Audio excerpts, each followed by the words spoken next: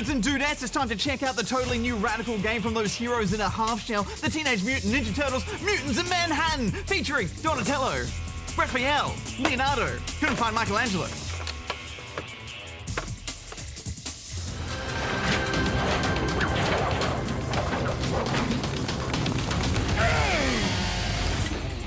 Cowabunga, Banjo! That's right, the pizza-munching mutants have to team up once more to put a stop to those no-good Nicks, Krang and Shredder and their evil plans. Gnarly. This is full of badass gameplay ideas, like having to hold a button. You'll be spamming heaps of attacks and struggling to see what's going on. Featuring radical, reused and repetitive levels. Bitchin'.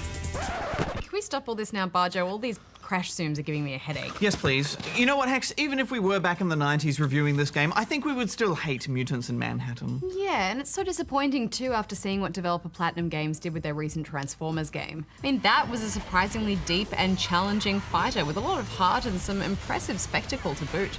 Yeah, and my first impressions of this were quite similar. You know, it's based more on those old school cartoons than the Michael Bay abominations. And I was thinking maybe we could get our first good Ninja Turtles game in a decade. Shouldn't have got my hopes up though, should I have, Hex? Live and learn. Yeah, this is a mess. There aren't a lot of redeeming qualities here. At its core, this is a fighter, and the fighting is not good. You've got a light and heavy attack to block and counter moves, which can be all you need to create interesting and deep combat. I mean, look what the Arkham games did with that. The action is way too busy and sloppy to actually bring any real skill or finesse to the table. I mean, this just becomes a button masher. Yeah, in this style, having these four turtles fight next to each other seems really cluttered. It's often hard to know where you are or what the enemies are doing. So you tend to just wander into fights and spam attacks until you're done. And there's almost zero telegraphing from enemies that are about to attack. There's no Arkham-style lightning over their head or any signal outside of a quick bit of animation, and in the messy heat of battle, it just makes the whole block and counter move essentially useless. Not to mention, you don't have to work hard to stay alive. If you're playing solo and you get knocked down, a fellow turtle will just come pick you back up again. And if they don't manage to get to you in time and you die, then you just swap into another turtle. Leo's been knocked out. You're gonna have to pull through with just the three of you. And then the dead turtle will just reappear after a little while anyway. And there's no local co-op, which is madness, Hex. It's madness. And when you are playing online, you do have to rely a little bit more on other players to pick you up, but it is rare that you will totally wipe. Most of the time, people are just running around trying to figure out what's going on, and you'll probably just quit out of frustration. Yeah, I think a lot of the problems here come from the focus on co-op. When Platinum Games focus on just one character, like in Bayonetta or Vanquish, their action games are usually excellent and full of great spectacle. But I feel like the four-player mechanic has confused everything and just means we don't get any of their trademark over-the-top set pieces here. It feels really unfocused, and it's like they've missed the point of why we want to play a Ninja Turtles game, which is that four-player co-op. And I don't think this style choice really incorporates that four-player co-op well.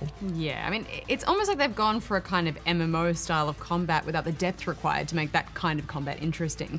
You're encouraged to constantly switch turtles and use all their ninjutsu moves to help you through fights. But at the end of the day, that doesn't really add any real strategy to it at all. Yeah, and the missions are pretty average as well. Levels follow the same routine of fighting through a few waves of goons and occasionally defusing some bombs or activating objects by holding a button for ages. And eventually you'll find your way to a fairly generic boss fight.